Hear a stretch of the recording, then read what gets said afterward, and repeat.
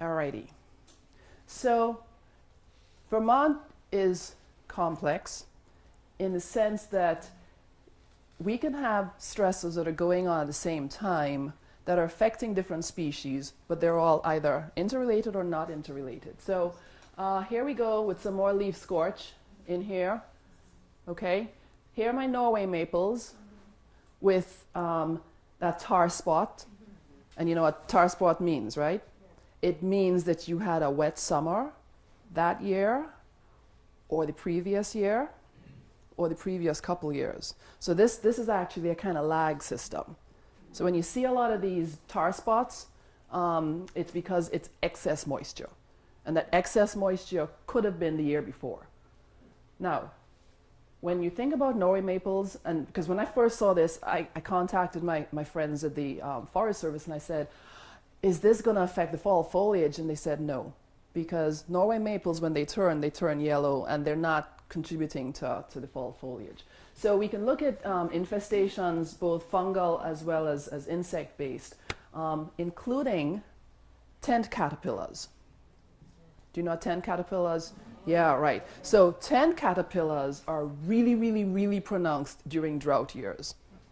Okay, so again, there's that connection between what we're looking at and how it sort of affects us, so that in a drought year, it's not just, you know, affecting your plants, but it's also being conducive to infestations like your tent caterpillar. All right. There's sometimes I trip on these words and they don't just come out right. All right, so let's, with all of that as a background, let's see how we can talk a little bit about climate change. And when we're talking about this is the second slide I'm going to apologize for, because this is what you never ever do, put so many words on a slide, but I always do it and then I apologize for it. So let me put this up here, because it's how does the International Panel on Climate Change, the IPCC, which you've probably heard about, how does it define climate change? And I'm going to direct your eyes. They're a little bit in bold here. The bold is my emphasis. And when we're talking about it from a like a climatologist perspective or a meteorologist perspective, what do we look at when we're looking at climate change? We're looking at changes in the average values or changes in how variable things are. And we're looking at that, and this is a kicker. It has to be over decades for us to talk about climate change.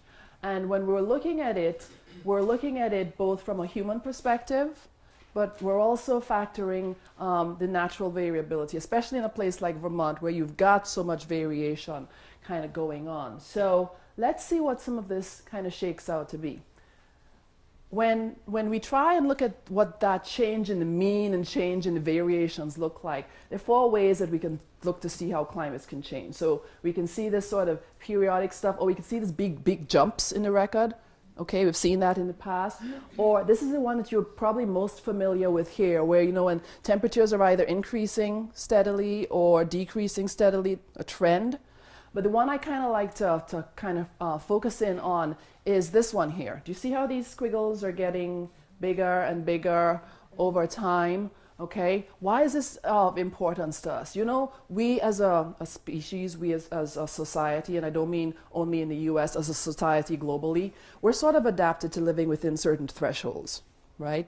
And then it's once we get outside those thresholds, that's when it sort of exceeds our ability to adapt quickly, okay? So when we think about these thresholds, which are these red lines that I've drawn in here, and we think about more heat waves, more cold waves, more droughts, more floods. How do we use that to help us with our adaptation? Okay, so that's what they mean when they say changes in variability. So let's talk a little bit about that, because like I said, it's very, very germane to us. Now, if I ask you, what was the word of the winter this year?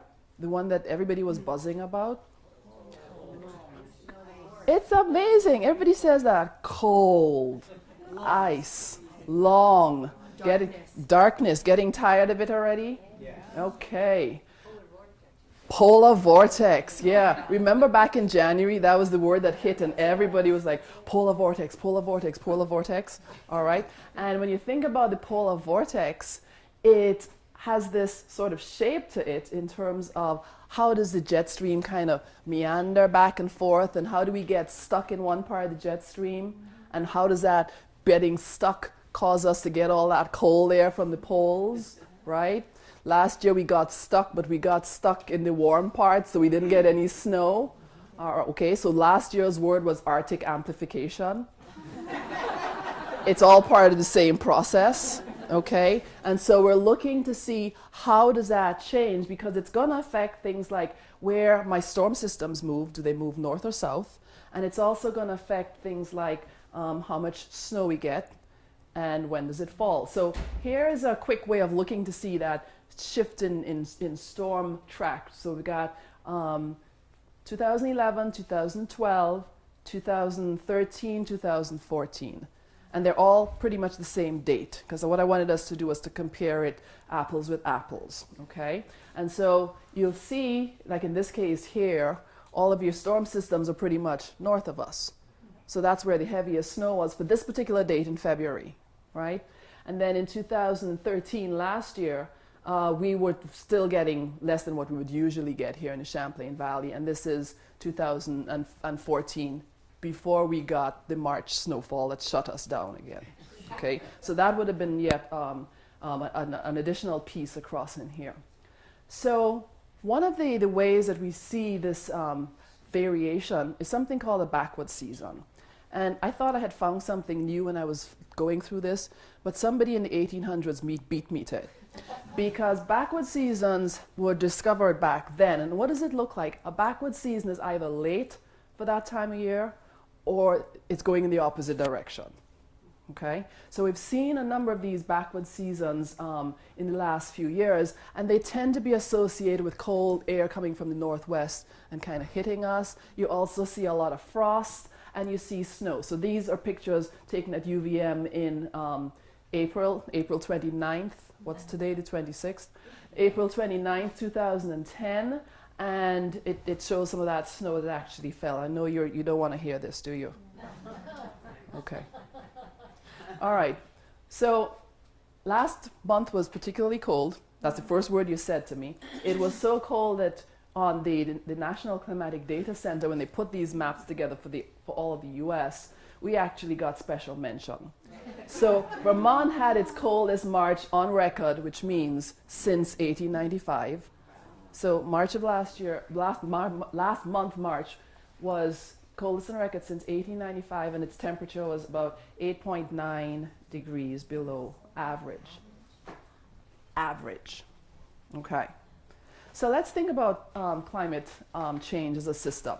By now you're probably starting to see how I like to put all the pieces together, because if you miss one, you're going to miss part of what's going on. So let's think of it as a complex system that has things like, you know, precipitation falling, it has moisture moving, it has temperature warming up the atmosphere, it has things like infiltration, it has glacial melt, it has all of these various pieces going on back and forth across in here. And so when you think about it, and you think about how climate change, work with me for a sec, don't try and read that diagram, even if you can. See if this makes sense.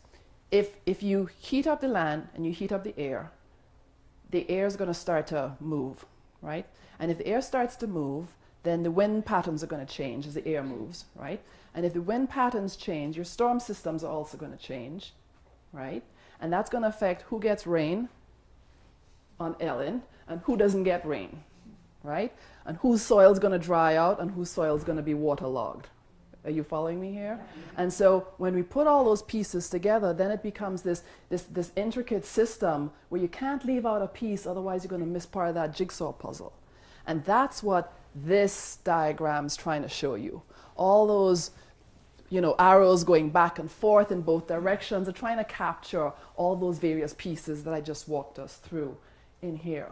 So I like to think of different pieces of the climate change conversation as whether we're talking about the process by which climates are changing, or if we're talking about changes in terms of the impact, so like changes in bird migration, changes in the bee population, changes in your phenology, all of those are your impacts in here.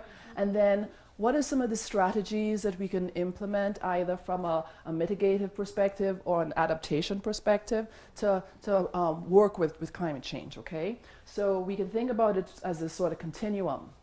Now, this diagram here comes from Natural Resources Canada, and it kind of has a nice way of showing the winners and the losers from a growing perspective. So across in here, we have things like the possibility to grow new crops, and I'll talk about that in a sec. But then we also have the sort of losers in terms of the increased pest infestations and so on and so forth. So it's a very nice way of keeping both sides of the conversation kind of going across in here.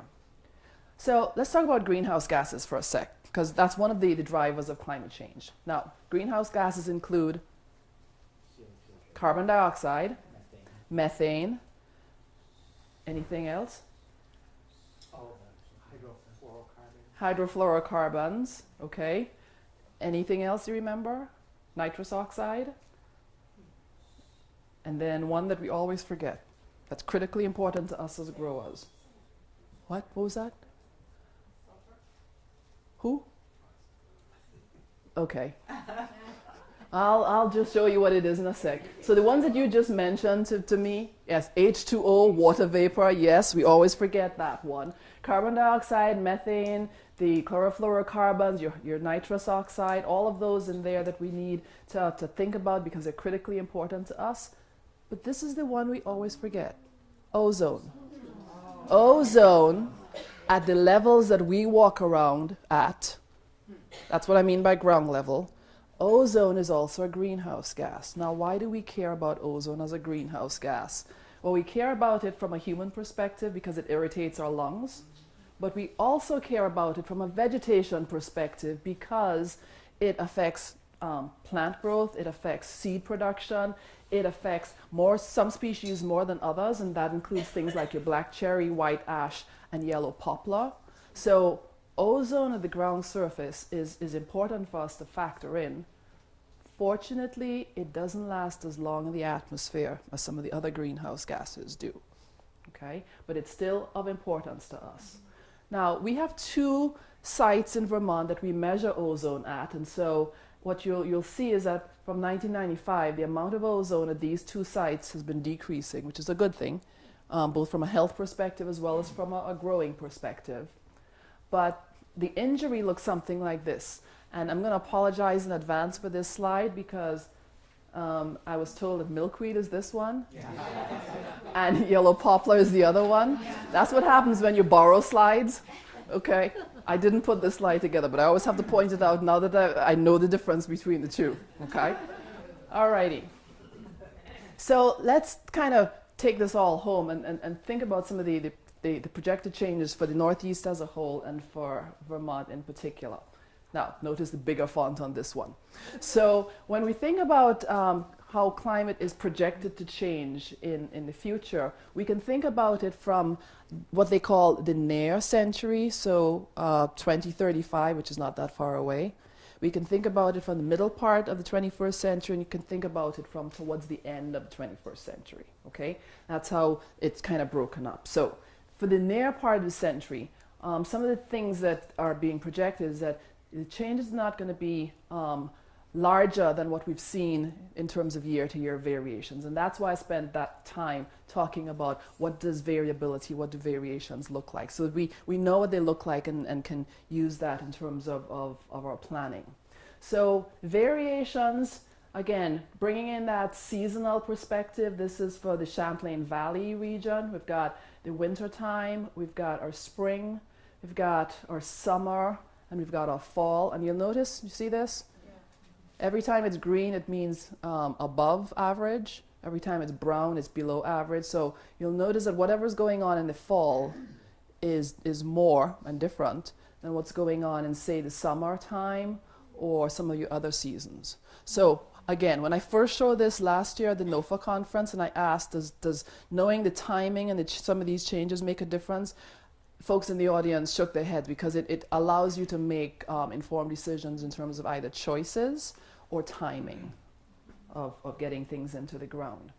So One of the other ways of looking at some of these projections is those intense rainfall events. How are they projected to increase, or how have they increased? And so, again, we're starting in 1895, going up to 2012 across in here, and we're seeing these increases in terms of that heavy precipitation over time. And when they do analysis to see is this statistically significant or not, this line that's drawn on here is actually not statistically significant. So the increases are there, but they're not statistically significantly so. So how about the middle part of the century and the end part of the century? Well, in those cases there, what we can say is that your precipitation is going to increase.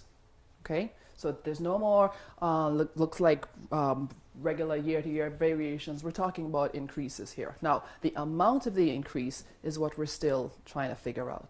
There's still a little bit of uncertainty because of the amount of spatial differences across the region itself. So if we look at days when we have an inch or more, so in other words, days with heavy precipitation, what you'll see again, let's get us situated here in Vermont, up in this region here, at least 20% increase in that 1 inch precipitation that we're looking at in that time frame in here. The flip side of that is the dry days, so days with less than a 0.1 of an inch, and you'll notice that there are fewer dry days up in this region in here. Okay? All right. So if I had to put some numbers on these changes that we've seen over time, this is winter, December, January, February. This is spring, this is summer, and this is fall.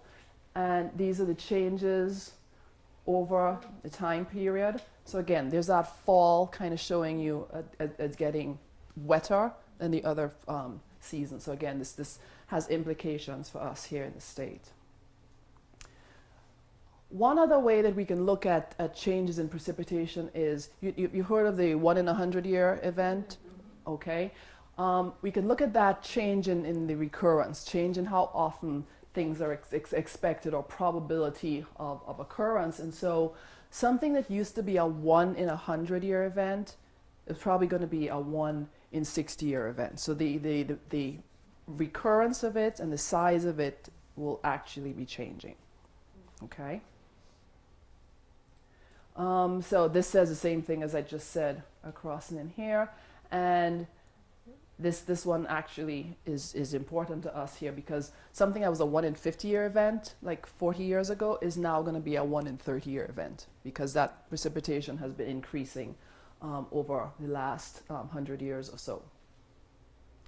Okay, so one other way of looking at this, to bring all of those last 4 or 5 slides together, is the change in precipitation in terms of an increase or a decrease. And you see those increases in winter, which are more than spring and the fall, and decreases in your summertime. So blue is increase and brown is a decrease.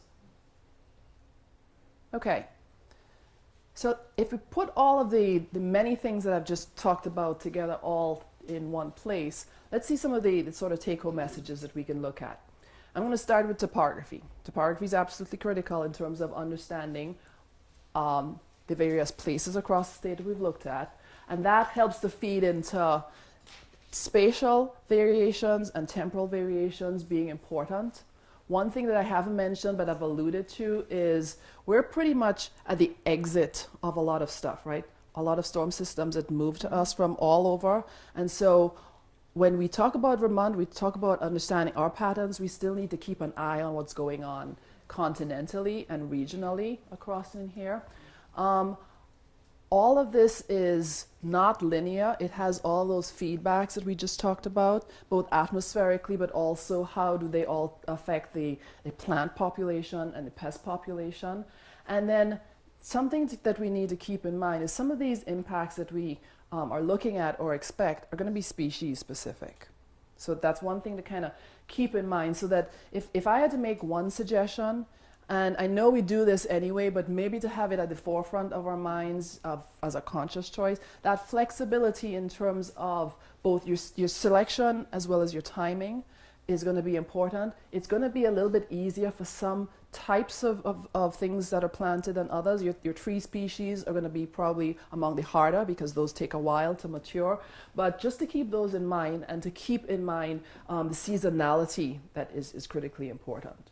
So with that, I'd like to wrap up and take some questions. Please feel free to email me and ask anything that you didn't get to ask or not going to ask right now that you'll ask. Think about as you're driving up the Intervale Drive. Please feel free to email me at that point, okay? So, questions? I have one. I need a definition to understand something a little more clearly. You said that 1 in 100-year events would be 1 in 60 events. It caused premature destruction of the infrastructure. What is infrastructure exactly? Infrastructure, in that case, they're probably talking built infrastructure. Okay. So transportation, buildings, okay. Urban. Okay. Yeah. Okay. Tom. So that argument back with poor man's fertilizer, is there truth to, I mean, and both of those people who were doing, Hub Vogelman and Win Wei were the people that were having that debate. They've both passed away in the last couple of years. I just wondered, was there any truth to that? I think there is. I think there is because if we think about all of the sort of spring and summers that we've seen in after winters that had very low snowpack, you tend to see more damage occurring. And so I think there was some truth to this deep snowpack being poor man's fertilizer. And I also see it in historical record because there's something about the snowpack and the ability to tap earlier and longer when you have a deep snowpack than if there was less, even if your temperatures are perfect. So again, there's that, when you think about species, you can't only focus in on one thing. And so sugaring is a great example where I would say most definitely that was true. Yeah, because I've read records that people were tapping in December, as long as the snow was deep enough.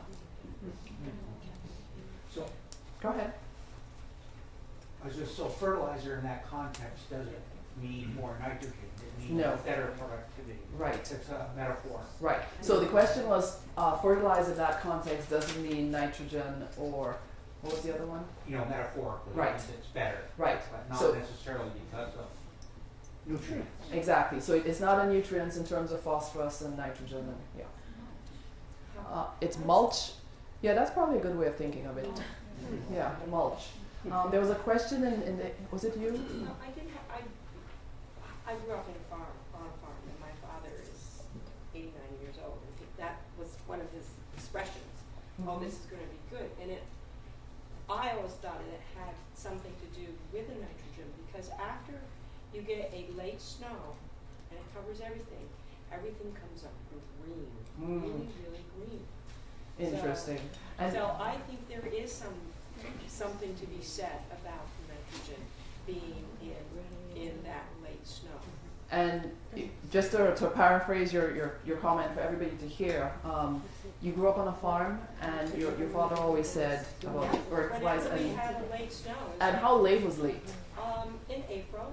So a snow in April. And do you remember any decades in particular? Well, that would be in the 60s. Okay.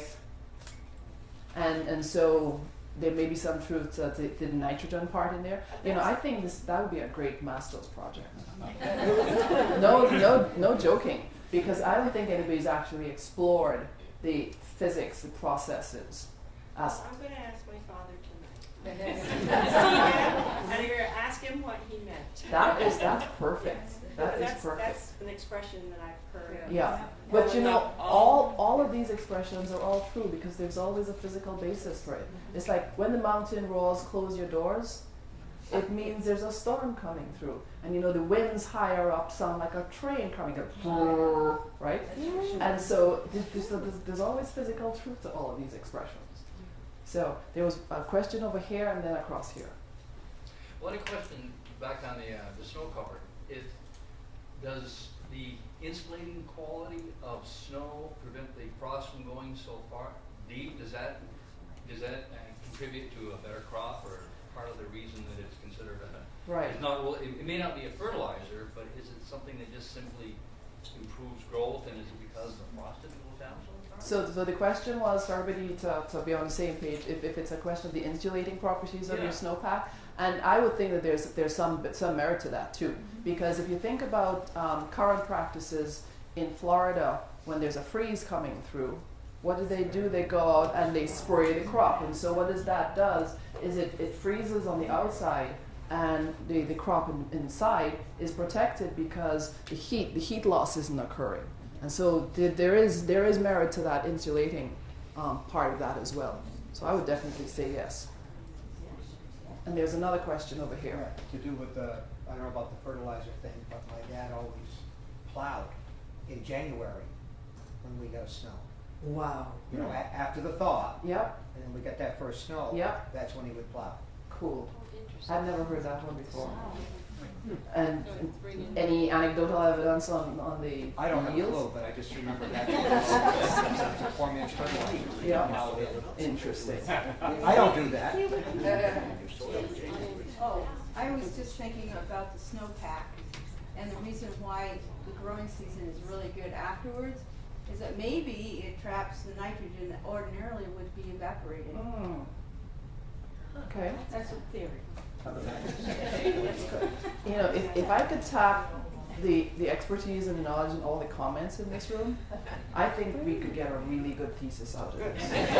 I'm dead serious. Yeah, I'm dead serious. So when I go back and I look at this film, I'm actually gonna try and remember all the names here because I'm gonna be coming after you. So that you can tell me all these things one more time so I can actually, you know, get somebody. And Rachel's probably standing in the back there thinking, no more projects. She might have somebody in mind. Okay. One last question. Oh. Okay. Yeah. Go ahead, Donna. Oh, me? Yeah. Go ahead, Donna. Sorry. Well, I'm the skeptic among you, so don't burn me at the stake. I lived through the most recorded rainfall back in 1999, I believe it was. And I attribute that, I really thank God for that because my husband proposed to me during that time.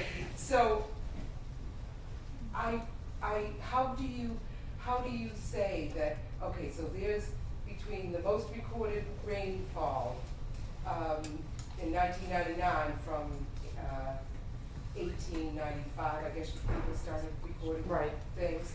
How can you say that now, now we're going to have it, instead of being once every 100 years, it's going to be once every 60 years, or however that goes. I mean, I kind of go by a lot of, you know, like a lot of Farmer's Almanac things that are very outdated and old-fashioned, but that have had a lot of merit. Right. So I think there are two ways to answer your question about the heavy rainfall in 1999 and how that kind of factors in.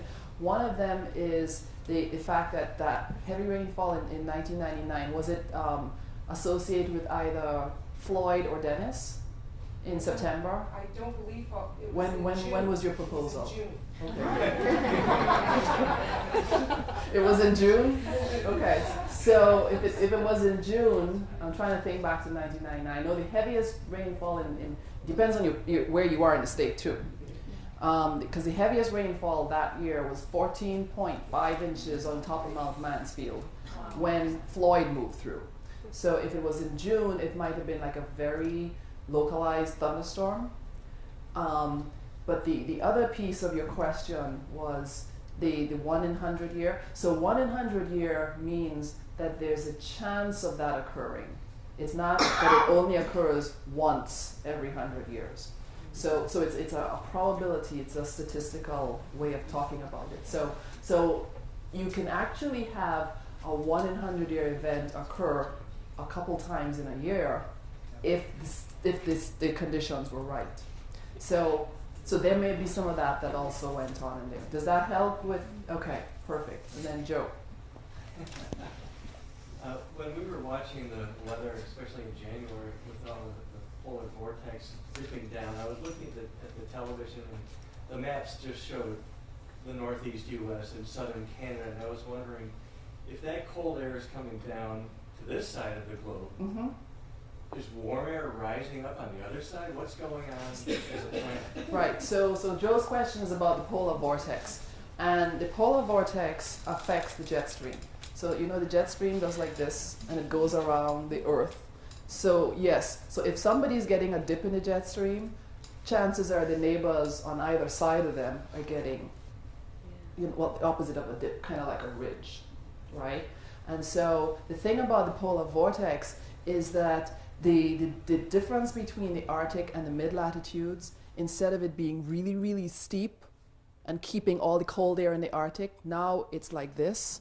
And so the jet stream dips down further and comes up further and dips down further. And so that's why you tend to see, you know, like so much cold air getting all the way down to Florida and Texas this year because it dips so far south. So the implications for the polar ice cap?